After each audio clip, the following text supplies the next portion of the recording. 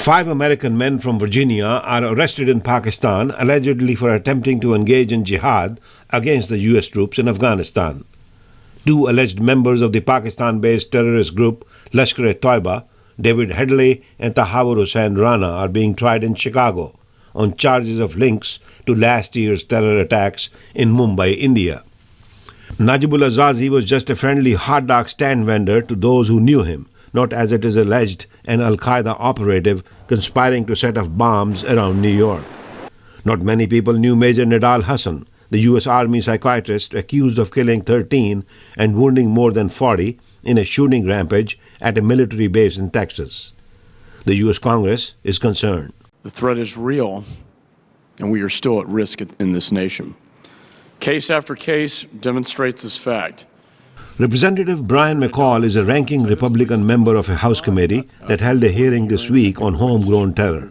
The committee heard testimony about how to deal with homegrown terrorists while still protecting freedom of speech. The question some analysts are asking, has the U.S. become complacent? Terrorism analyst Miriam Mendelsohn. I think that we have become very complacent, and we are tending to look at the larger, more spectacular attacks to focus on, and we are not looking at the day that people wake up. When I say people, I mean radicals. Wake up and say, wow, we can do something small and it can have a huge effect. We are in trouble. But counter-terrorism expert Matthew Levitt of the Washington Institute for Near East Policy says the U.S. is not complacent. Neither in countering terrorism, they're quite proactive, nor on trying to defeat the radical narrative that promotes this clash of civilizations, which is ridiculous. There's more we can do, and there are things that we can do better. James Zogby of the Arab American Institute says the problem needs to be handled delicately. He says a large number of Muslims and Arab Americans reject the idea of an alleged clash of civilizations being promoted by terrorist groups on the internet. They have worked within the political process available to them. They have fought discrimination. They've combated hate crimes, and they've voiced their differences in the U.S. as citizens, not as aliens.